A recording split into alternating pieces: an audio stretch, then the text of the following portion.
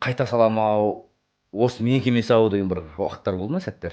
Ой, елге келген кезде де кез келген салада ой келеді. Аха. Кез келген адамға. Құмырсқа деген жануар тіке жүруді біледі ғой. Алдында бір ағаш жатыр дейді да мынандай.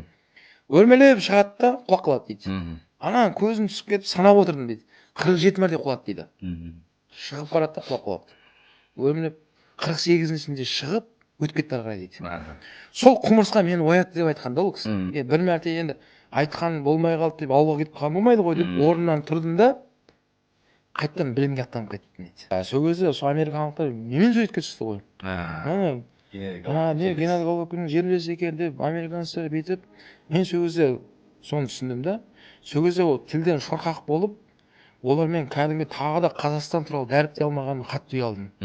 Жанкүйер болып отырса ана жерде сол жердің азаматтары бізбен байланысып сұрай бастаса, біз тұрсақ, no, білмеймін деп тұрсам, қазақтар тіл білмейді екен, өркениет мәдениетіне қалып қойған халық екен деп айтуға хақымыз жоқ та. Қаныш Сәтпаев атамыз бірнеше тілде еркін сөйлеген кісі болды. Сол шетелге шыққан кезде, сол тілшілер тікелей оған сұрақ қойған кезде тікелей жауап берген ол кісі. Сіз өте көрікті келіскен азамат екенсіз.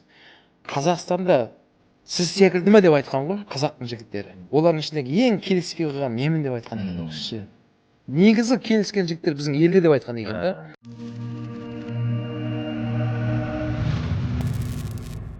Ассалаумағалейкум, YouTube көрермендер. Бүгін бізде керемет қонақ Қалыбек ұстаз. Өздеріңіз білесіздер, Қалыбек ұстаз жалпы дін маманы ретінде ғана емес, елімізде бір салауатты өмір салтын қалыптастыруға байланысты болсын, жалпы дұрыс өмір сүру бағыты туралы көптеген бір жақсы дүниелерді немесе білімге байланысты көптеген жақсы дүниелерді айтып жүрген ұстаз. Қалыбек ұстаз, қош келдіңіз. Қош көрдік. Ұстаз, енді көбіне мына дін адамдарынан түрлі уағыз естиміз, басқа естиміз, бірақ олардың біліміне таңғаламыз, бірақ олардың білім алу жолы туралы аз сұрақтар қойылады. Сол бүгін енді сіз өзіңіздің жалпы бір білім алу бір жолыңыз туралы бір айтып өтсеңіз. Жалпы білім алуыңыз қайдан басталды? Мектептен бастап, универде кездеріңіз, қиындықтар туралы бір сөйлесек деген ой. Өйткені біздің көрермендерге осы үшінші эфир болып жатыр осы жерде. Осы кезге дейін біз жалпы білім алудың құндылығы немесе білім алуда қиындықтар туралы сөйлескенбіз. Сізбен де осы тақырыптың айналасында өрбітсек деген ой бар. Бәрекелді. Енді эфирлеріңізге шақырғандарыңызға мың алғыс. Көрермендеріңіз көп болсын. Рахмет. Сол тыңдармандарымыз сол есіткендеріне амал істеуді нәсіп етсін. Мына жас болсаңыздар да елімізде осы ағартушылық саласын дамытып, қайтсем сол жастарға осы білгенімді үйретейін, қайтсем соны дамытайын деген осы бағыттарыңызбен қарап отырамын. Осы қарқыннан қайтпаңыздар. Мынау алар биіктеріңіз әлі алдында. Бұйырса жаңағы естіп өзімді қуанып отырмын. Бұйырса биыл мынау PhD докторлығыңызды қорғап алыңыз. Рахмет көп. Бұл өте ғылым. Соны меңгеріп, соны демек жастарға дәл өздеріңіз секілді осындай мамандардың эфирге шығып, соны бөліскенін екі қолымды көтеріп мен қолдаймын. Рахмет. Енді жаңа білімге келетін болсақ, жалпы мынау шетелге шығу деген нәрсені біз бала кезімізде сондай бір өзімнің жеке ойым былай түсінетінбіз. Шетелге шығу деген ол бір ақшасы көп байдың балалары, сол ақшаларын шашып, жер көріп, ел көріп, не деген адамдар күшті ғой деп қызығатынбыз. Бірақ кейін өсе келе бұл шетелге шығу деген ол қаңғыру емес, шетелге шығу деген ақша шашу емес. Керісінше шетелге шығу деген нәрсе бұл нағыз бүткіл әлемдегі сол өзіңнің таңдаған білім саласында қаншалықты олар қай бағытта өрбіп бара жатыр. Елмен салыстырып, деңгейді көруге ыңғайлы бір жол екен да ол. Сондай бағытпен арман қуып, өз басы осы елімізде Нұрбарақтан басталынды. Өз 2001-де ол ашылған болса, 2002-де мен оқуға түскем. Бірақ ол кезде Нұрбарақ әлі өз арнасына түспеген, әлі қазақтың балалары, ұстаздары сырттан оқуды бітіріп келіп өрде сабақ беруге әлі мамандар жетіспейді. Көп жыл араб ұстаздары болатын. Енді бірінші курстан бәрден араб тілімен кіріскен кезде түсінбедік біз.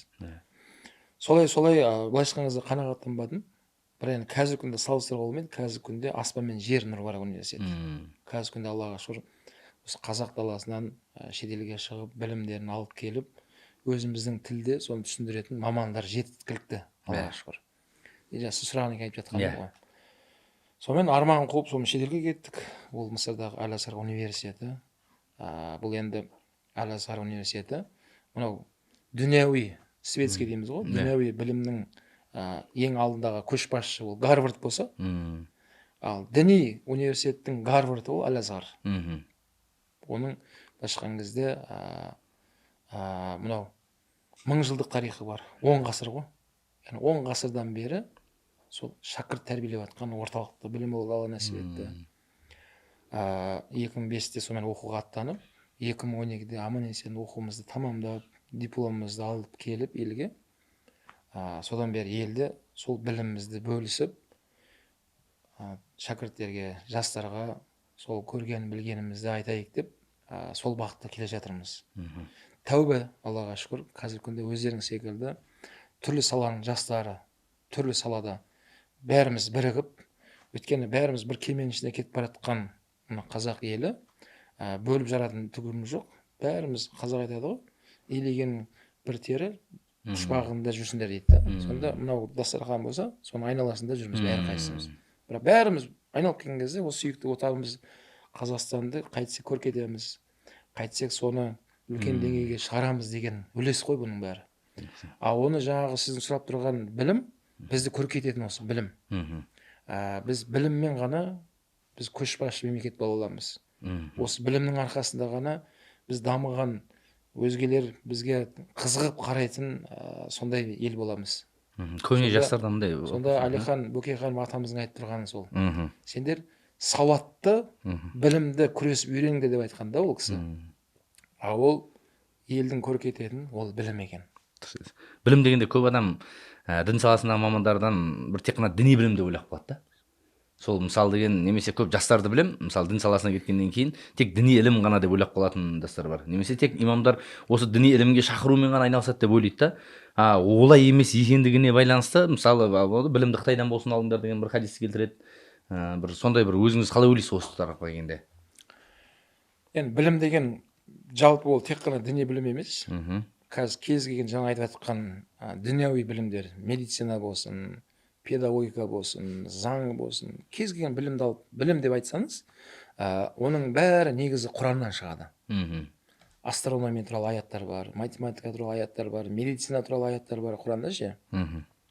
Сонда қарасақ, бұл дін деген бүткіл білімнің өзегі екен да ол сол жерден тарайды.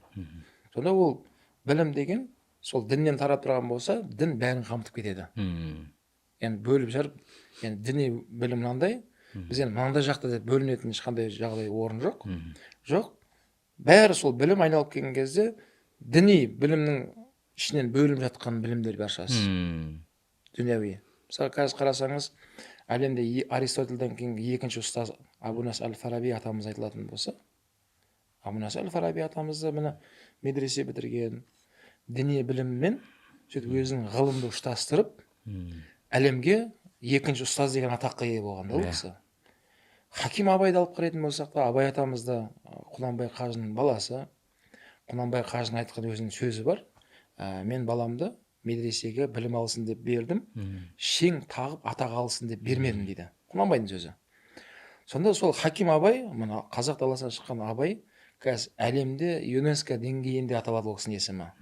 ЮНЕСКОның құрамында 120-ға жуық мемлекет соған тіркелген болса, сонда Абайдың атамыздың қара сөзі сол ЮНЕСКО деңгейінде аударылған. Яғни 120 тілге аударылды деген сөз да. Ал әлемде Абай өзінің даналығымен, хакимдігімен жаңа сіз айтып тұрған осы дүнияуи пәлсапалық жағынан да, мына жақтан ағартушылық жағынан да, мына жағынан осы өнер саласының бәрін қамтып, өзінің сөзімен, өлеңімен, жырмен жеткізіп кетті ол кісі. Бірақ бұның басы неден басталынды? Жаңа қайнар көзі медреседен басталынды. Ақ медресе. Сол медреседен шыққан Абай өзінің бойында тұнып тұрған сол бәрін заманауи біліммен ұштастыра білді да ол кісі. Сөйтіп шықты. Айта берсек, бұндай мысалдар өте көп та. Енді қазіргі күнде бұл діни білім, дүнияуи білім деп осындай бөлім қалуында бұл негізі бар. Бұл кешегі 70 жыл өмір сүрген кеңестік дәуірінің әдейі жасалынған саясаты бұл. Дінді бөлек қылды, өмірді бөлек қылды. Бұл дін деген сондай, молдалар сондай деп, молда деген сөз негізі ғалым деген сөз. Молда деген ұғымды бірақ жаман атқа лайықты қылып, халық арасында сондай жамандаумен көп нәрсені кіргізді да олар. Мысалға, молданың айтқанын істе, істегенін істеме деген сияқты эфирлер түрлі форматтарда, мысалға. Сонда қараса, дін деген, молда деген бір мешіттің ішінде қалып қоятын. Енді сондай кісілер енді. Біз енді зейнетке шыққан кезде, бір кішкене қол босаған кезде, мүмкін сыйға жақындарымен қазір оған уақытым жоқ деген сияқты қылып, алыстатып бөліп тастады да. Бірақ оның ар жағындағы ата бабаларымыз заманына қарасақ, Абайдың замандары, кеше Алаш арыс қайраткерлердің заманына қарайтын болсақ, міржақыптар ешқайсысы оны бөліп айтқан емес. Әрқайсысының өлең шумақтарын, жазған кітабындағы еңбектерін оқып қарасақ, дін мен дүнияуи ұштастырып отырған ол кісілер. Екеуін ұштастырып, сол қазақи көріністе жастардың ұғымына сиятындай қылып, әдемі жеткізіп беріп отырған. Білуімше, сіз Америкада 2 рет болдыңыз, Америкада болған кездегі өзіңіз түйген дүниелер, өйткені мынау шетелге шығу деген, ол айттыңыз ғой, бөлек әлемге кірген сияқты дүниелер. Өзіңіз көрген бөлек әлемнен не үйрендіңіз? Енді мен жаңа айтқанымдай шетелге шығуға жастарға көп кеңес беремін. Өзімді амал істеуге әрекет жасаймын.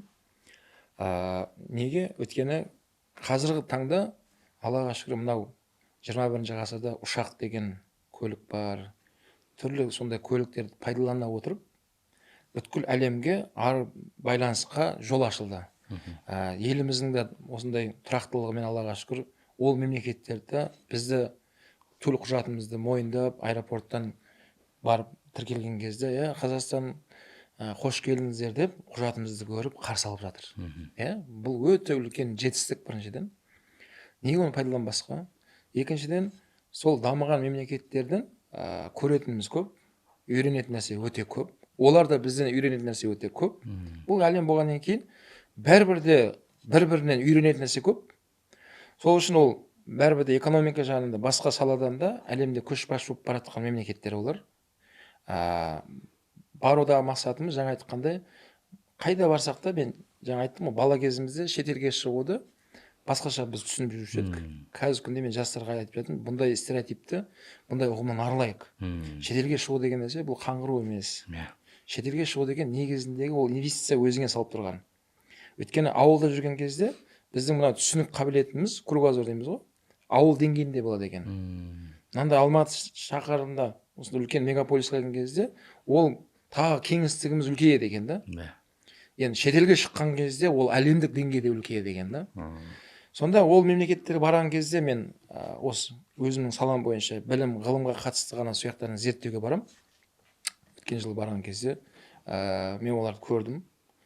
Оларда керемет бір нәрсе мен түртіп қайттым. Мысалы, бірақ мәселені айтайын. Мынау баланы олар жастайынан бастап кәдімгі зерттейді екен. Анау Абай атамыздың айтып тұрған кірпіші бар ғой?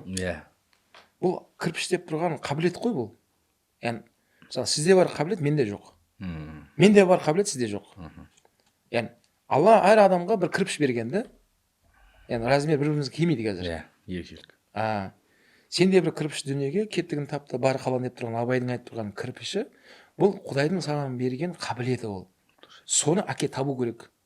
Яғни, баланың бойында бала қай қабілетке мықты, яғни баланың қай жағы мықты болашақта, бұл бала қоғамға қандай мәселемен қаланатыны бала. Соны ол кісілер зерттеп, соны іске асырып тастаған ел екен. Көзім жетті кәдімгідей. Олардың айтуы бойынша адамның анатомиясында, ми қыртысында біреудің оң жағы мықты дейді, мидың. Біреулердің, екінші адамның сол жағы мықты дейді. Соны әке оларды табады екен. Мамандармен кішкентай бала кезінен бастап соны зерттейді екен де, соны табады екен. Сөйтеді екен де, соны дамытады екен. Қай жағы мықты, баланың сол жағын дамытады екен. Сөйтеді екен де, мысалы, мектепте бала математикадан, физикадан 5 болса, бірақ екінші бір пәннен 3 алып жүрген болса, олар 3-пен оқып жатқан пәнге салмайды екен баланы. Олар сол 5-пен оқып жатқан пәнге соған курсқа қатыстырады, қосымшаға береді, сонда үйірмеге береді. 5-пен оқып жатқан саласын дамыта береміз дейді, олар айтады. Неге десе, өйткені бұның мықтылығы осы жағында дейді. Ал елге келген кезде мен байқап көрдім, бізде керісіншелеу екен.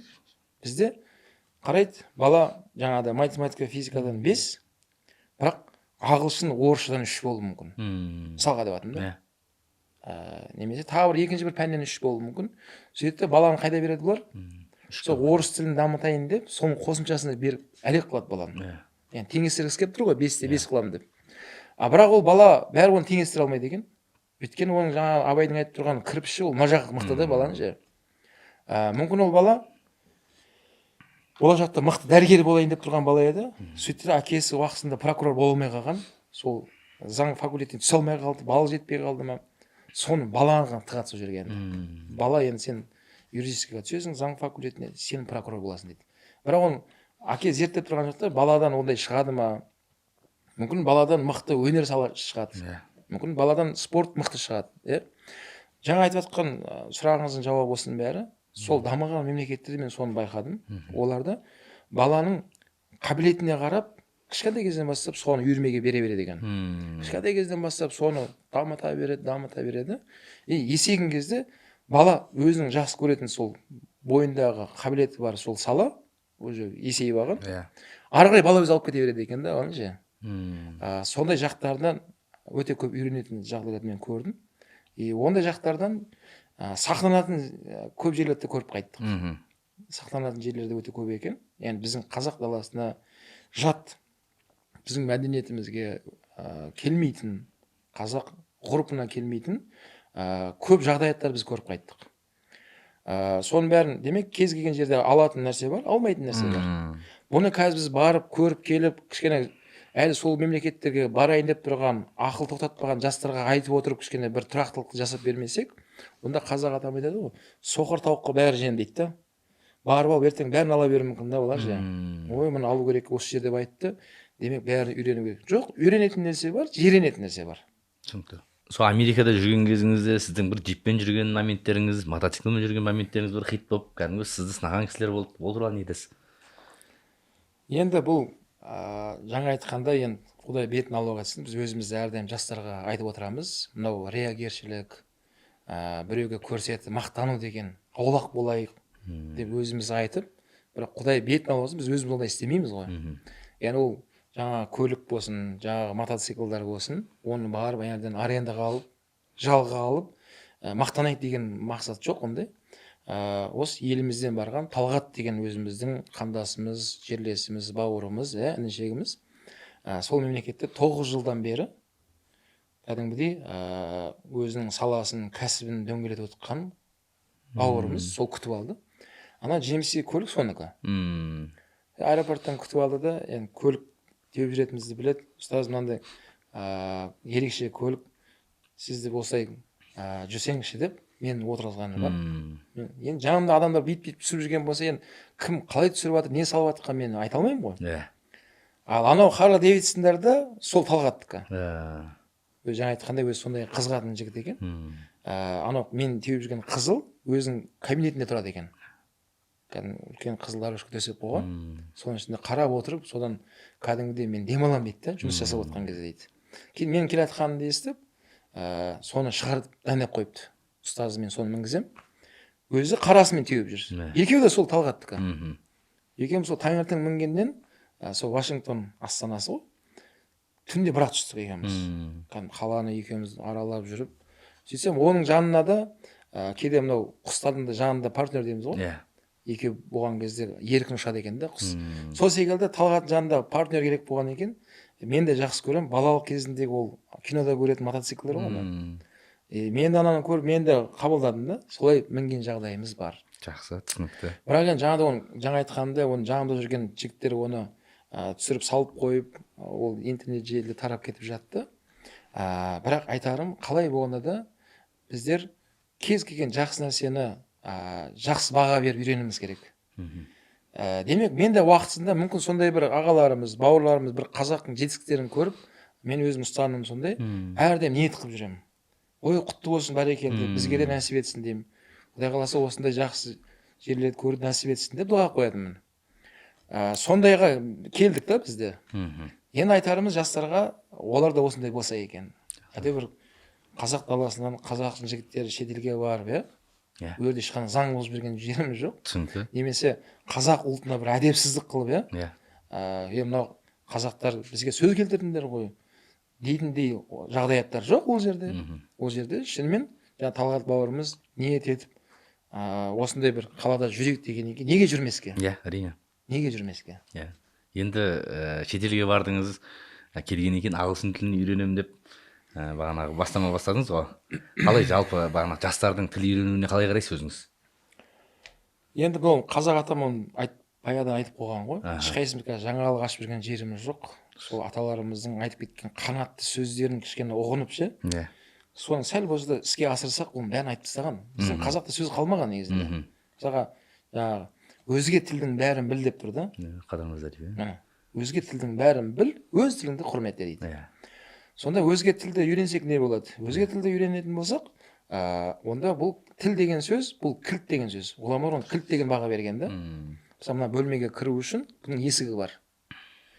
Ал тіл білмейтін адамдар мынаның тесігінен қарап тұр да, глазок дейміз ғой. Іште қарап тұр да, көзі түскен жерді ғана, мынандай бөлме екен ғой деп тұр да. Егер тіл білетін адам, оның кілті бар адам, ол есікті ашып кіретін бөлмеге. Енді жаңағы тесіктен қарап тұрған адаммен мынаның ішін аралап көріп жүрген адамның деңгейі әрине екі әлем ғой. Сол үшін бұл тіл деген нәрсе, бұл енді бәрібір де адамның көп дамуына, мақсаттарына жету үшін адамға тіл керек. Сол үшін бұл тілді де Алла өзі жаратқан. Бұл тіл ондай неге бөлінбейді. Яғни кез келген ұлт, оны Алла Құранда айтқан, мен сені түрлі ұлтқа бөліп тастадым деген да. Ағылшын тілі бола ма, қазақ тілі бола ма, араб тілі бола ма, бұл тілдің авторы ол Алла. Басқа хайуанаттардан біздің ерекшелігіміз, біз осы тіл арқылы байланысамыз бір-бірімізбен. Олар мөңіреу арқылы, жаңағыдай бір дыбыс шығару арқылы бір-біріне белгі береді да жануарлар. Ал адам баласы кәдімгідей осылай тілмен сөйлеседі. Сол үшін қазіргі таңда мен айтарым, бұл әлемдік тіл енді ағылшын тілі болып тұрғаннан кейін, оны кәдімгідей үйрену міндет деп білемін. Өйткені өзім шетелге шыққан кезде біз енді араб тілін үйреніп, сол араб тілінде көп араб мемлекеттеріне барған кезде мен оның кәдімгідей керемет пайдасын көрем. Бірақ ағылшын тілі енді әлемдік тіл болып кетті қазір. Әлемдік тіл деген сөз, демек ағылшын үйренген адам бүткіл әлемде емін-еркін жүре алады деген сөз. Тіл білмесең, онда болмайтын нәрседе үндемей тұрасың да. Баяғыда ағаларымыз айтып жүреді, әскерге барған кезде орысшам жетпейді. Орысшам жеткенде бір сыбап тұрып жеткізетін деп келген ағаларымыз естігенбіз да, тіл білмегендіктен соның бәрі. Енді ол заманда да сондай тіл керемет болып айтылып жатты. Бірақ қазіргі күнде міне жастардың сұранысы бойынша біздің қазақ тілінде деңгейі көтерілді деп мен баға бергім келеді. Демек, сол жанымыздағы сондай ұлттардың тілдері де көп айтылмай жатыр қазір. Әлемдегі сол ағылшын тілі көп талқыланып жатыр да. Екіншіден, бәрімізде қазір өзіміз саламыз бойынша бәріміз соны интернет қараймыз. Оқулықтарды мен қарасам, көп жаңағыдай білімнің негізгі жаңағы діннен алынғанның өзінде сол ағылшын тілге аударылып, солардың кітаптарында тұрды көп мәселе. Енді оны кәдімгі түп нұсқадан оқып, өзін түсінген қалай болады да, ол екінші бір тілге аударылып, оны аудармасын оқыған кезде адам қаншалықты түсінеді. Өйткені ол бәрі аудармашы, ол бәрібір де өзінің деңгейінде аударады кітапты. Оны үшінші деңгейге өткен кезде, мынау оқып жатқан адам бірінші жазған автордың деңгейінде түсіне алмайды бәрібір ол. Өйткені арада аудармашы бар ғой. Тікелей өзі тіл үйреніп алса ше. Оны түп нұсқадан оқитын болса, ағылшын тіліндегі, онда әрине оның сезім, түсінік бөлек қой жерде. Шығарманы дейді, аударма арқылы оқу дейді. Сұлуды вуаль арқылы сүйгенмен бір дейді. Яғни бір нақты несін көре алмайсың деген сияқты нәрсе ғой. Сол сияқты аудармадан оқу, түп нұсқадан оқу деген не. Одан кейін мысалы Абайдың қара сөздерін оқып отырсаңыз, ғылымның тілі орыста деп айтты да, сол заманда. Бірақ қазір Абай тірі болса, ғылымның тілі ағылшында деп айтатын еді да. Өйткені қазір бүкіл әлемнің тілі өз ағылшын тілінде қазір былай қарасаңыз. Сол бір дүниелерге байланысты мен өзім енді қазір көптеген адамды оқып жатырмыз ғой. Сол оқыту барысында өзім түсінгенім, біз кезінде мысалы деген алаш зиялылар, үйтті алаш зиялылар бүйтті деген тақырыптарды айтамыз. Бірақ біздің келесі дамуымыз қай бағытқа қарай кетіп бара жатыр деген сияқты мен де ойлаған кезде айтамын да, біздің қазір заманауи, мысалы бүкіл әлемнің тұлғасы ретінде бір қазақ тұлғасы дегенді қарастыратын болсақ, оның бір критерий ағылшын тілін білу деген нәрсе болып тұр да. Өйткені оны білмей қазір бүкіл әлемдік бір деңгейге шығу деген нәрсе жоқ деп ойлаймын өзім. Сол үшін барынша біз қазір балаларды оқып жүрміз. Бір айдың өзіне бір 700-ге жуық баланы ағылшын тілінде қабылдаймыз, сөйтіп оқытамыз. Сонымен айналысып жүрміз қазір. Көбіне мынау сіздің өзіңіздің ана YouTube каналыңыздан көрген адамдардың өздері келіп тіркеліп, жазылып, керек десеңіз өткен жолы Дубайға барған, Дубайға жеңімпаз атанған кісінің өзі сіздің неңізден көріп, ютубыңыздан көріп бізге келген екен. Соны айтып қалды. Ойлап қарасақ, сол үшін сізге бір алғыс білдіреміз, шындап келгенде. Одан кейін енді ұстаз, өзіңіз араб тілін үйрендіңіз. Араб тілін үйрену кезінде негізі бұл жалпы жаңа тіл үйренген адамның проблемасы неде? Сөз жаттау. Сөз жаттау кезінде қандай бір методтарды қолдандыңыз өзіңіз? Мысалы есте сақтау үшін. Өйткені қарасаңыз, қиын ғой жаңа тілді бәрі үйрену. Сөз жаттау методтарыңыз есіңізде ме өзіңіз бір студент кезде, енді бастаған кезде?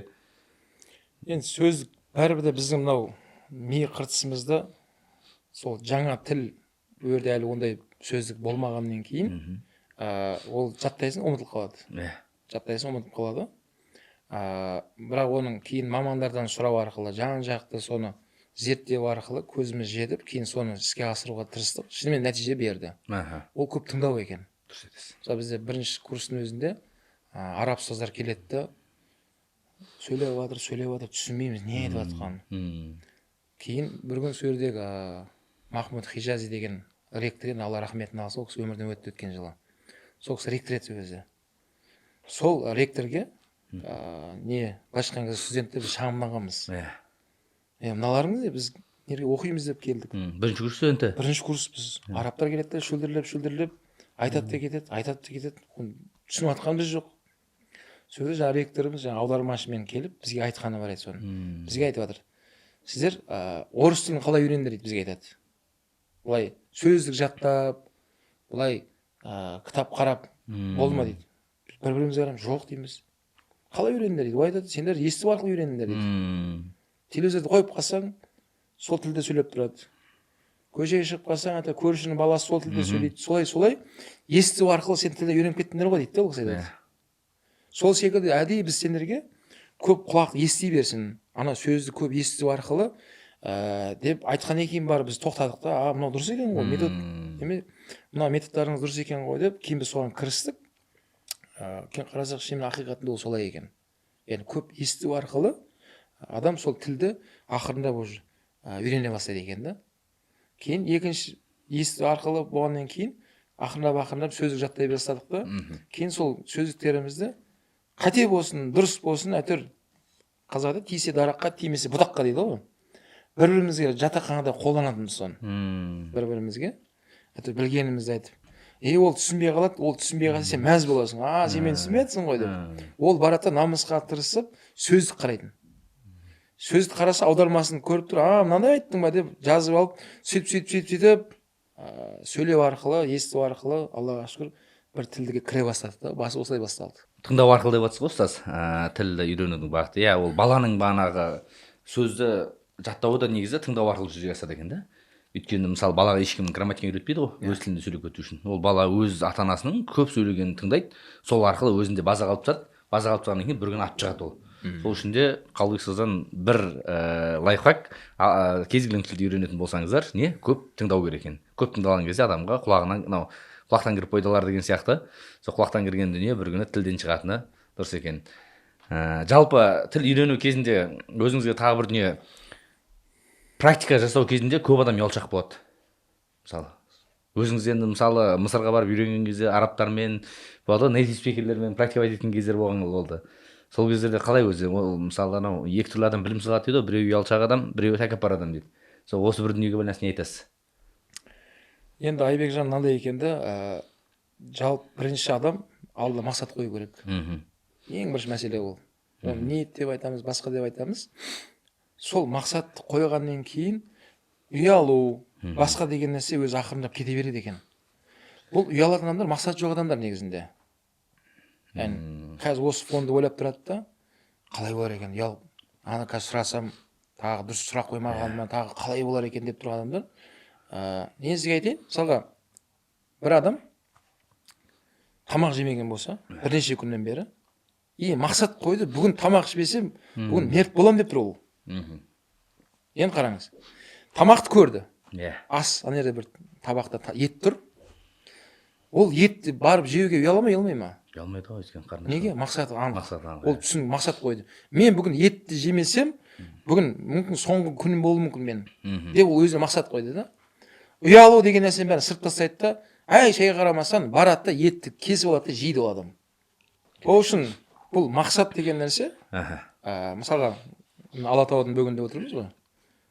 Таудың ұшы шың, сенің мақсатың ол. Сен қайда болсын тауға шығуың керексің. Сол мақсаты айқын болған кезде, жаңағыдай сәл ұялмайтын жерде ұялып қалу, ұялатын жерде ұялмайды деген нәрсені орнымен қолдана біледі екенсің да.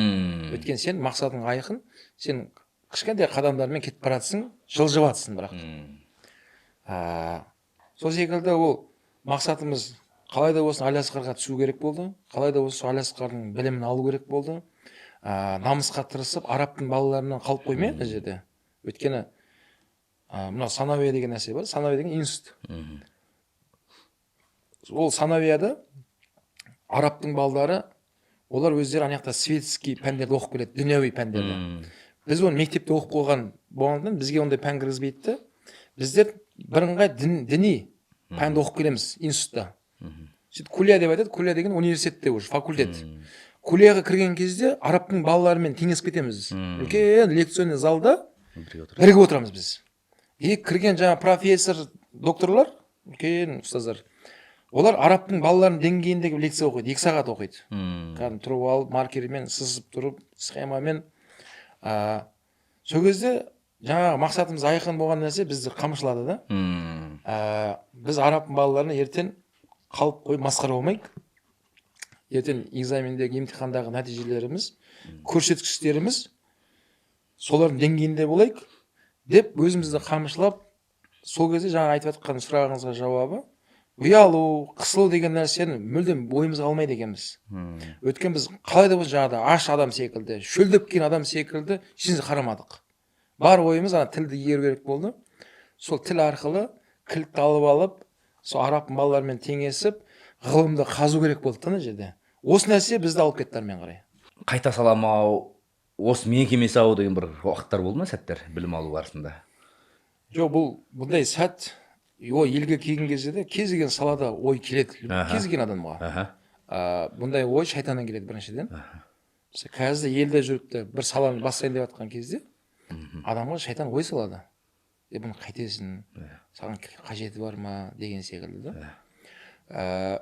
Сол кезде ғұламалар кітапта айтады, сол ғұламалардың кітаптағы айтқан қанатты сөздері бізге шабыт беріп отырады да. Ғұламалар айтады, сенің жүрегіңе Алла Тағала бір мәселені бекерге салған жоқ дейді. Саған Алла Тағала өмірде бір адамды бекерге кездестірген жоқ дейді Алла. Осындай сөздерді оқу арқылы қайттан өзімізді жинай аламыз. Қой, Алла Тағала осыны именно мен жүрегіме салды осы идеяны деп. Сол сияқты оқуда жүрген кезде де бұндай ойлардың көбірек келеді екен адамға. Өйткені оған кейін кітапта біз көрдік, ғұламалар соны айтқанда. Жалпы білімді саласында емес, басқа салада жүргендерге шайтан бір айлакерлік жасаса дейді. Ал білімге түскен шәкірттерге ондайдың 100-ін ойнастырып қояды шайтан. Неге? Ана кісіні қалайда болсын біліммен тоқтату керек. Өйткені білімді болып келсе не болады? Білімді болып келсе өзін қорғайды. Ертең ағайын туыстарына көмектеседі біліммен. Елді жаманшылықтан қорғай бастайды ғой. Ол шайтанға қарама-қарсы жұмыс істейтін амалда ол же. Сосын бүткіл күштің бәрін көбірек білімді жолда жүргендерге салады екен. Шайтан іблис. Сондай ой келген кезде де жаңа ғұламалардың өмір баяндарын біз оқитынбыз. Және сол ғұламалардың айтқан сөздері бізге шабыт берді.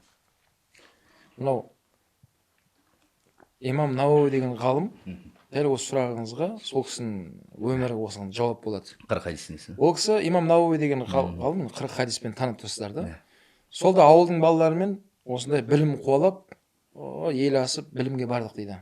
Барған екен қарасам, жанымдағы бірге барған балалар алған тапсырманы уақытында тапсырып, нәтиже көрсетіп жатыр дейді. Ал мен дейді имам Науауи айтады, мен дейді оларға ілесе алмай жатырмын дейді. Сөйтіп жаңа шайтан аяқта келіп ой салған ғой оғанда. Бұл менің салам емес екен.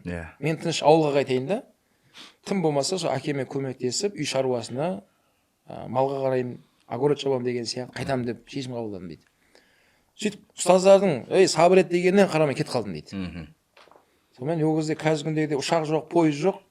Сонымен жаяулатып ұзақ жүрдім дейді. Сонымен шаршап демалайыншы деп отырсам, аяғымның астында бір құмырсқа көзім түсіп кетті дейді. Құмырсқа. Құмырсқа деген жануар тек тіке жүруді біледі ғой. Ода ақыл жоқ, біз сияқты айналып өту деген. Алдында бір ағаш жатыр дейді мынандай. И одан өрмелеп өту керек әрмен қарай. Оның мақсаты сол. Өрмелеп шығады да құлап қалады дейді. Ана көзім түсіп кетіп санап отырдым дейді. 47 мәрте құлады дейді. Шығып барады да құлап қалады. Өрмелеп 48-сінде шығып өтіп кетті ары қарай дейді. Сол құмырсқа мені оятты деп айтқан да ол кісі. Мен құмырсқа екеш құмырсқадай бола алмадым ба сонда? Бір мәрте енді айтқан болмай қалды деп ауылға кетіп қалған болмайды ғой деп орнымнан тұрдым да қайттан білімге аттанып кеттім дейді. Керемет, сөйтіп бардым да өзімді аямай салдым дейді білімге. Кішкене жаңағыдай шайтан ой салса құмырсқаны ойлай беретін дейді. Құмырсқа екеш құмырсқадай болмайды, ұят болады деген сияқты. Сол басып озып, қазір ислам әлеміндегі тарихта ол кісінің алтын әріппен есімі жазылып тұрды. Асты сызып тұрып имам Науави деген үлкен ғалым тарихта қалды. Сол секілді бұл кез келген білімде ғана емес, кез келген салада шайтан адамға ой салып отырады. Түсінікті.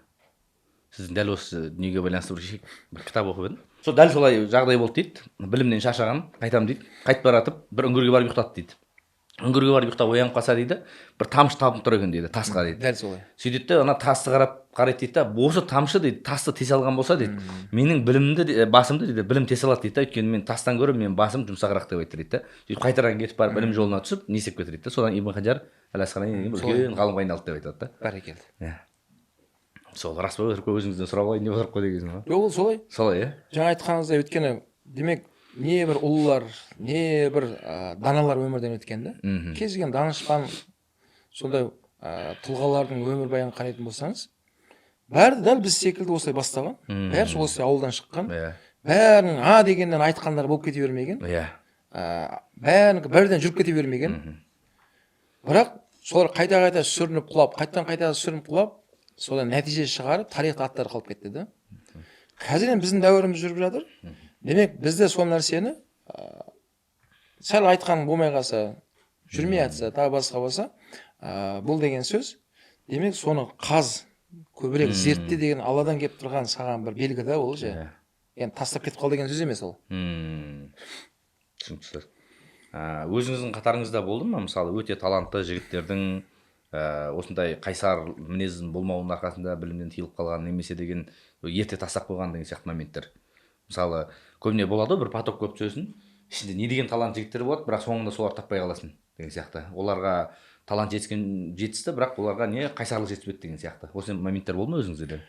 Ондай жігіттерді көрдім, бойында қабілет, жаттау қабілеттері, түсіну қабілеттері, скорость тез дейміз ғой. Бірақ ондай балалар, жаңа айтқандай, мақсаттары шетел шығу болған. Шетел шығып, пирамиданы көрсе болды. Қызыл теңіз, жерорта теңіз сол жерде, теңізді көрсе болды деген ниетпен барған адамдар екен. Оны кейін өздері де мойындады елге келген кезде. Бірақ сол көріп болғаннан кейін ол қызық бітті, елге қайту керек болды. Сонда пайғамбар алейхиссаламның айтып тұрған сол да, иннамал аъмалу бинният дейді. Әрбір амалдың ол ниетке жараса болады деген да. Кез келген нәрседе демек сен мақсатыңды айқындап ал. Ниетің тура бол деген мағына сол. Сонда мақсат үлкен білім болса, мақсат үлкен бір мәселеге жету болса, онда сол жетуге сен өзіңді Алла саған күш қуат беріп, солай шабасың сен. Жаңағыдай қысқа метражды дүние үшін тағы бір ел көру болса, оны көресің де елге қайтасың. Бірақ қарасаң, бойында қабілет бар. Бірақ сол қабілетіңді пайдаланғысы келмей қайтып кетеді елге. Неге? Оның мақсаты бітті деген секілді. Сосын қазіргі күнде өздерің секілді кейбір жастарды мен көремін да. Yani керемет мақсаттары айқын. Кейбір жастарды көрем, мақсаттары бір джип алу, бір коттеджбен тоқтап қалып жатыр да. Yani болды, мен өмірді шыңға шықтым. Қой, ол бір джип, бір коттедж мақсат қоймаңыздар деймін. Сен бұндай джиптің әлі миллион алым керексің сен. Бұндай джиптардың миллионын беруің керексің адамдарға. Сенің мақсатың ол емес деймін да. Осындай нәрсеге үлкен мақсаттар қойылған кезде, онда дүние деген нәрсе бетіп өзі келе береді екен да жан жақтан ше. Ұстаз есу мүше ұлыңыз осы жыл қари болды, Аллаға шүкір. Енді ұлыңыз сияқты енді бір білім жолына түсейін деп жатқан жастарға келді алдыңызға, бір үш түрлі ақыл айтшы деді ғой сізге. Қандай ақыл айтар едіңіз? Бірінші ақылым, сондай балаларымыз білімді болу үшін әке ретінде. Әке өзі бірінші бағытын, өзінің мақсатын, өзінің әдеп, тәрбиелесін бәрін өзі реттеп алу керек. Енді ол бала өзі үйтіп шықпайды. Баланың артында бірінші әке мықты болу керек. Оған дәлел мысалға Құнанбай қажыдан уақытында сұраған екен да, ай осы абай сенен озып кетті ау деп айтқан ғой енді өзінің құрбылары. Сөзі Құнанбай атамыз айтқан екен да, егер абай менен мықты болса, өзі секілді екінші абайды шығарсын, мен оны көрейін деп айтқан екен да Құнанбай қажы. Сонда абайдың мықты болуы ол Құнанбайдың мықты болуынан ғой. Демек бірінші айтарым, бала мықты болу үшін әке мықты болу керек. Екінші мәселе, бала мықты, білімді, Құран жазған қари болып шыға ма, басқа саланы меңгере ма, балаға адал табыспен әке қамтамасыз етіп отыру керек. Күмәнді ақша, арам ақша жегізбеу керек балаға. Yani ол нәрсе әсер етеді.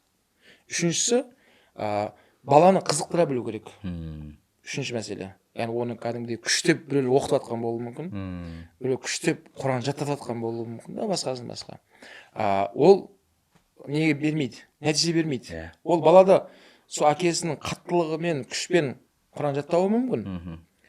Бірақ жалығады ол. Бір күн Құранын ертең есейген кезде қайталамай ерегісіп тастап кетуі мүмкін. Оны қызықтыра білсе, баланы қызықтыра біліп, сөйтіп деңгейін көтеріп, кішкене жетістігін үлкен қылып мақтап отырып, соған жараса сыйлығын беріп, бала ол көріп, миы оны түсінді.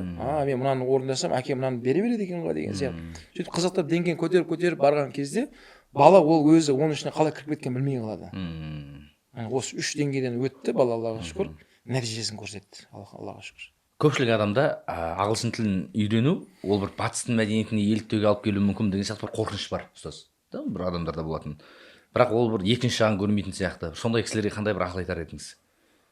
Мен ақыл деп айтпай ақ қояйын. Кенен бір лайфхак болсын, өзі айтқандай. Демек, сол шет мемлекеттердің жаман әдеттерін үйреніп қалмайын, және балаларым да үйреніп қалмасын деген үрей болса, ағылшын тілін үйренсін керісінше. Керісінше, Солардың тілін білу арқылы олардың жаман әдеттерін адам көре бастайды да, түсіне бастайсың. Мыналардан сақтану керек екен ғой, мынандай мәселелерді деп адам білу үшін тіл білу керек қой. дұрыс айтасыз. Yani бұл тілді жаңа айтқандай тек қана үйрену емес, керісінше олардан сақтану үшін де тіл керек болып тұр да қазір бізге. Сол Пайғамбар саллаллаху алейхи заманында жанындағы жаңағы Бәни Исраил деген қауымдардың тілін үйрену үшін бір сахабаны бекіткен Расулалла. Үйреніп алды тілдерін олар кісілерді. Не үшін? Өйткені сол қарсылық жаудың саясатын білу керек болды Расулалла. Сөйтіп сол тілді үйреніп алған сахаба пайғамбарымызға соны аударып айтып отырды. Я Расулалла, мынау пәленше көршілер мынандай ұстанымды қазір айтып жатыр. Олардың бағыттары мынандай бағытта өрбіп жатыр деп, осының өзі біздерге үмбетке өте үлкен бір жол. Демек, кез келген жаңағыдай дамыған мемлекеттердің олардың өркениетін үйренуімен бірге, олардың дұрыс емес саясаттарды кіріп кету үшін тағы тіл білу керек та. Олар кәдімгідей бақылап қарап отыру керек. Олар не айтып жатыр? Ақпарат көздерінде не нәрсені дамытып жатыр олар деген секілді ғой. Қазір күнде қараса, мен әрдайым жастарға айтып жүрем. Уақытысында мына Қабанбай, Бөгенбай, Наурызбай бабаларымыздың заманында ол кездегі жоңғарлар кәдімгідей суық қаруланып келе жатыр. Олар мәмілеге келмейді, дипломатиялық сөзге келмейтін қауымдар. Сөйтіп бабаларымыз ол кездегі ұрандатқан сөздері ақ білектің күшімен, ақ найзаның ұшымен деп жастарды ұрандатып, ел жерді қорғауға кірісті да олар же. Енді қазір біздің күнімізде, дәл бүгінгі күнде, Құдай бетін Аллаға алсын, тыныш заман Аллаға шүкір, бізге қазір ақ найза керек емес, ақ білек керек емес. Бізге қазір айтқандай біліммен қарулану керек. Ал біліммен қаруланың оған кілт керек бізге. Ол кілт, сіз айтып тұрған тіл ол. Сол тілмен қаруланып білім алған кезде, онда бүткіл әлемдегі қандай зиянды нәрсе бізге келейін деп тұр, немесе қандай пайдалы нәрсені алып келу керек деген нәрсені қарап отыруға айналып келген кезде қайтадан осы тақырыпқа келе береді екенбіз да, оған тіл керек. ағылшын тілі қазіргі таңда өте бір андай тіл ғой. Бір қызға шетелге шыққан сайын түсінемін ғой, осы бір тілді үйренгеннің өте бір көп бір шарапатын көріп жатырмын деген сияқты. Кешегіде өзіміз бағанағы Дубайдың жеңімпазын апарып қайттық қой. Сол кезде де барып жүрген кезде суда жүрген балықтай деген нәрсе сол кезде түсінеді екенсің да, кәдімгі шетелде жүру деген дүниені. Спорт саласындағы кетіп бара жатқан бауырларымыз да, мысалы әлемге қазір көк туымызды желбіретіп, кәдімгі Димаш бауырларымыз өнер саласында бүткіл әлемге қазақты кәдімгідей үлкен қылып көрсетіп, сол кісілерге мың алғыс, даңқымызды шығарып жатыр да. Демек ол мемлекеттер Қазақстанға деген, демек Димаш шақылып тағы нешеу болуы мүмкін олар деп қазір кәдімгідей бізге қызығып қарап жатыр да. Демек олар ертең келуі мүмкін, немесе біз баруымыз мүмкін ол жаққа. Мысалы жаңа айтқан, өткен жыл біз 2018 ең бірінші алғашқы барғанымда мен Америкаға. Сол жақта Қазақстан деген кезде бірде маған айтқаны өзі Геннадий Головкинді сұрады менен. Мен ол кезде Қарағандыда қызметте жүрген кезім. Ойбай, жерлесің дегенсің ғой. Ой, мен Қарағандыдамын деп сол кезде ше. Сол кезде сол американдықтар менімен суретке түсті ғой. Геннадий Головкиннің жерлесі екен деп американецтер бүйтіп, мен сол кезде соны түсіндім да. Сол кезде ол тілден шорқақ болып, олармен кәдімгі тағы да Қазақстан туралы дәріптей алмағаныма қатты ұялдым. Сол үшін қарасақ, қазір демек өнер саласы, спорт саласындағы азаматшалар әлемдік додаларға қатысып туымызды желбіретіп жатыр да.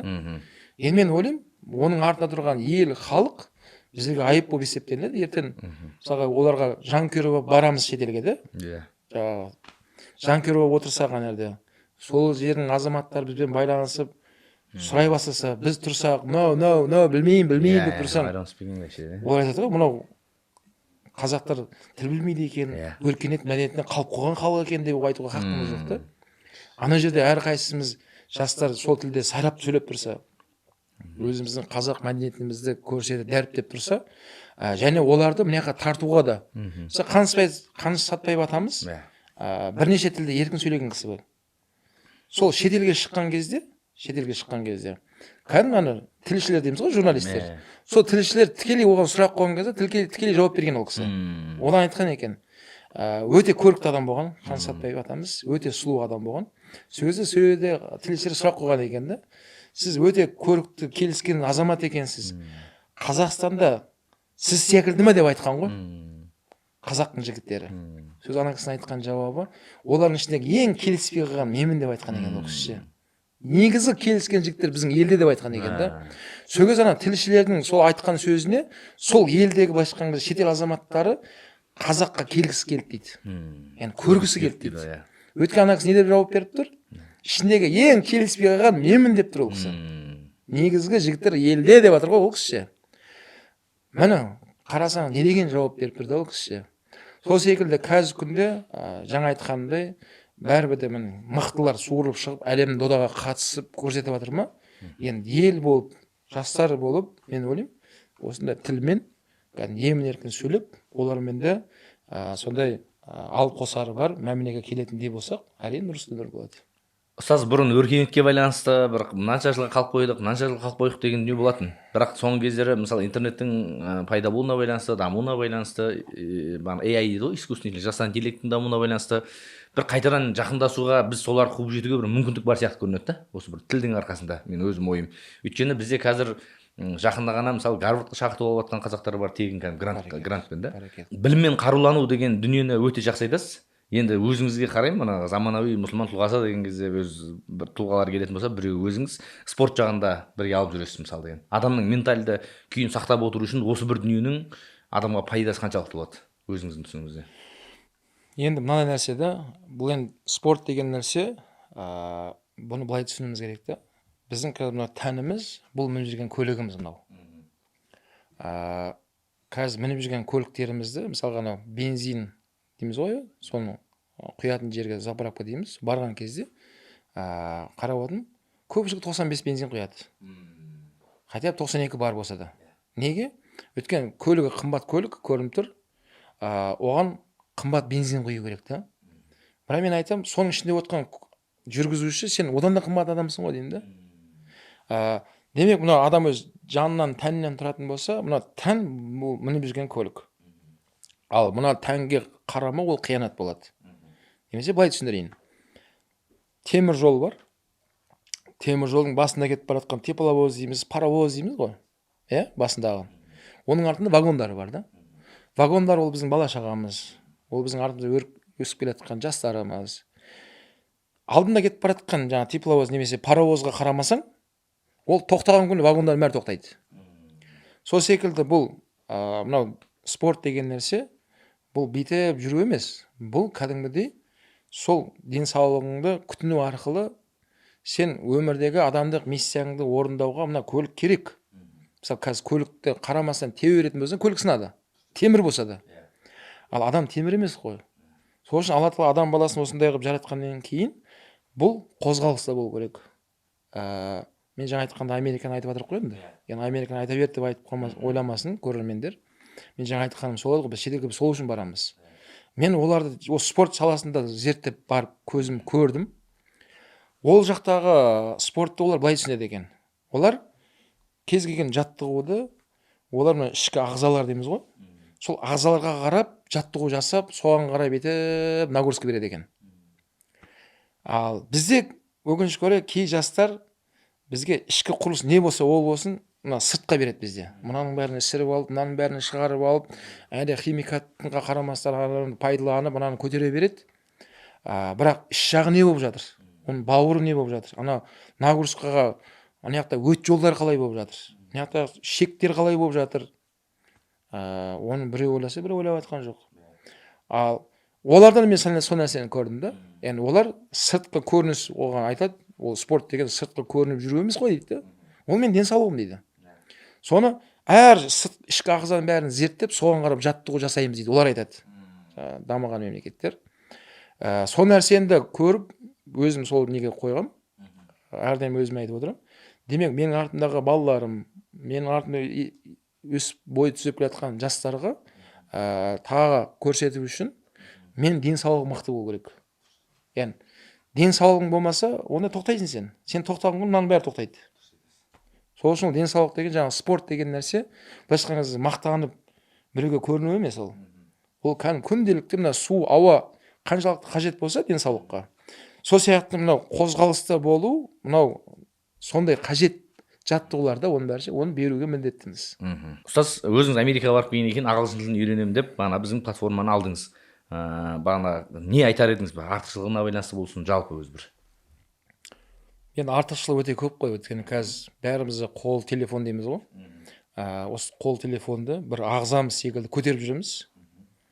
Бір жерден тасып кетсе, бір жерден іздеп кетеміз, ойбай телефоным қайда деп.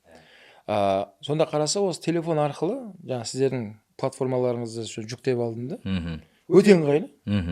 Яғни уақыт жағынан да, мекен жағынан да, қай жақта жүрсең де ана кіріп қарай салуға, анау өткенде былай деп айтқан еді, тағы соны қайталап көре салуға, басқа. Бұл заман талабына сай осындай құралдарды қолдануымыз керек та, оны пайдалану керек. Сол үшін қазіргі күнде мына онлайн дегенде форматтарыңыз жақсы шықты да. Кейде әртүрлі жағдаятта жүреміз, әртүрлі сапарларда жүреміз, соны қолың босап қалса, білім іздеймін деген адамға қазір өте көп жағдаяттар туылған да. Сол үшін әрине жаңа онлайн форматтарыңыз мен қатты көп көмектесті. Тағы бір қызық дүние, мысалы бұрындар адамдарда мындай бір дүние болатын да. Курсқа бару қайту уақыты, мысалы өте ұзақ уақыт алуы мүмкін. Мысалы жолға кететін уақыт, ол бірінші онлайнда сол шешілген. Сен жолға кететін уақытыңды білім алуға жұмсасаң, одан да көп нәтиже шығатын деймін да. Одан кейін екіншісі, мысалы көктем уақыттары дейік, мысалы жаз кездерінде жаңбыр жауса, адамның мысалы болады, балада болсын, басқа да болсын, далаға шыққысы келмейді мысалы. Осындай моменттер келген кезде онлайнның бір көмегі өте жақсы. Ұстаз, біздегі мысалы онлайнның бір ерекшелігі, мысалы көп адамдар мысалы онлайн курс жасау үшін өмірде түсіріп жүрген сабағын бір видеоға түсірсем болды деп ойлайды ғой.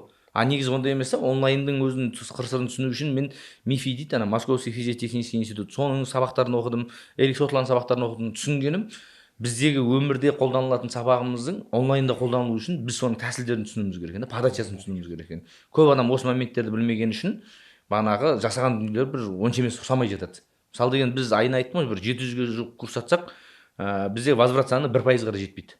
Сол сияқты бір шымшы сойса да қасап сойсын дегендей, өзінің мамандары ол нәрсені жасағаны бір кәдімгі адамға бір нәтиже ретінде көрініп тұрады екен. сол жағынан сізден үлкен бір қолдау көрдік шындап келген кезде. Мысалы сіздің жай ғана біздің продуктын сатып алып жатқан кездегі видеоңыздың өзіне қарап қанша адам келді да былай келген кезде. Өйткені ол не сенім деген дүниенің арқасында бір қанша адам жатыр да. Сол үшін сізге рахмет айтқым келеді осы бір жолда. Өйткені бір адам ана не алғыс айтуға бір кейде неміз жетпей жатады ғой, бір уақытым жетпей жатады деген сияқты. Сол нәрсеге бұл байланысты. Айбекжан, мына Құрандағы аят бұл. Алла Құран кәрімде тағауану алал бирри ва тақуа дейді. Сендер ізгі амалда, осындай жақсылықта бір-біріңе көмектесіңдер дейді Алла айтады. Өйткені жаңа айтқандай өзіміз соның пайдасын көріп, соның зардабын көргеннен кейін тіл білмегендіктен. Басқа жастар да соны қайталамасын. Оларды біз көрген жолды ұзақ жүрмей, тез соны меңгерсін деген ниетпен қолдаймыз. Және өздерің секілді жаңа айтты, бұл PhD докторлық осы деңгейде қорғау деген бұл өте үлкен жетістік бауырым. Яғни ана жақтан естіп алып, құрап бір эфирлер емес қой бұл. Бұл кәдімгідей ғылыммен ретінде бетіп, PhD докторлыққа көтерілу тіл мәселесі бойынша. Мен айтар едім, бұл керемет жетістік бауырым. Бұл неге айтып жүрмеске? Бұл неге қолдамасқа да? Кейде интернет арналарды қарасақ, кейде бір зиян нәрсені біреулер қолдап жатады да, соны бір керемет қылып, жоқ, біз жақсы нәрсенің жарықшысы болайық. Бұл Алланың Құрандағы аяты, бұл пайғамбардың өсиеті. Өйткені жастар білімді болу арқылы біз еліміз көркейеміз. Осы білім арқылы біз дамимыз. Бәріміз бір кеменің ішіндеміз қазір. Яғни біліп тұрып, бірақ оны бөліспесек, біліп тұрып оны біреуге насихаттамайтын болсақ, сөйтті онда білім деген нәрсе ортамыздан кетіп қалатын болса, Құдай бетін ала қалсын. Онда қоғамда бүлік, қоғамда түсінбеушілік, жаман нәрселер қамтап кетуі мүмкін да, Алла сақтасын. Оны ғұламалар былай түсіндіреді. Мынау кеме дейді да, кеменің екі қабат дейді. Біреу астыңғы қабат, біреу үстіңгі қабат дейді. Үстіңгі қабатына оңшын білетіндер, ағартушылықпен жүрген кісілер өздері жиналып алған үстіне дейді. Астыңғы қабатта жаңағыдай білімге құштар емес, сәл бұзушылыққа, бір нәпсі құмарлыққа бел буған адамдар жиналып алған дейді. Сөйтіп үстіңгі қабаттағылар астыңғы қабатқа араласпайса дейді. Қой, олардың ортасы жақсы емес, құрысын дей берсе. Астыңғы қабаттардағылар да үстіңгі қабатқа қайта барып суымыз алып келе беріп шаршап кеттік. Давайте астын тесе салайық. Өйткені астында керек жерден суды алып отырамыз деп қазір тесуге кіріссе, үстіңгі қабаттағылар оларды араласып, олар ағартушылықпен сәл-сәл туралап, оларды жөнге салмаса дейді. Олар тескен күні кеме суға кетеді дейді. Кіммен қосылып кетті? Жоғарыдағы ғұламалар ағартушылықпен бәрі бірге суға батып кетеді дейді. Сол секілді бәріміз бір кемеде кетіп бара жатқан адамбыз да, Айбекше. Өйткені ол білім болды ма, ол білімнің жаршысы боламыз әрдайым. Міне бүгін ертең Алла қаласа, ертең сіздің шәкірттеріңіз осындай деңгейге жетсін. Оны да қолдаймыз.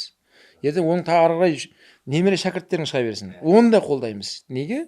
Өйткені бұл білім Құрандағы ең алғашқы айтылған аят.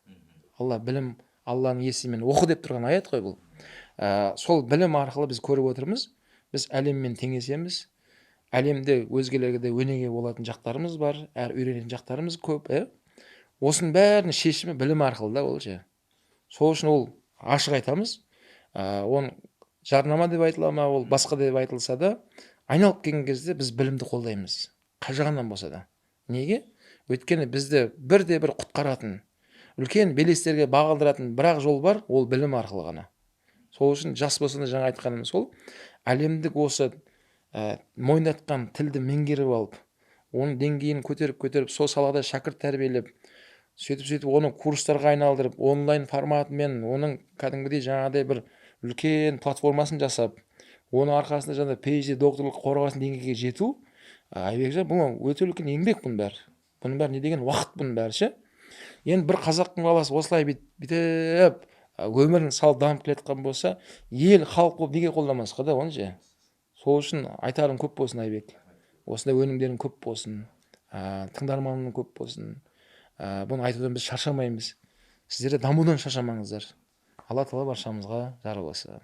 Достар, Space English'ті білмейтін оқырмандар үшін керемет жаңалық. Бізде төменде сілтеме тұр. Сол сілтемені басу арқылы біздің менеджерге жаза аласыздар.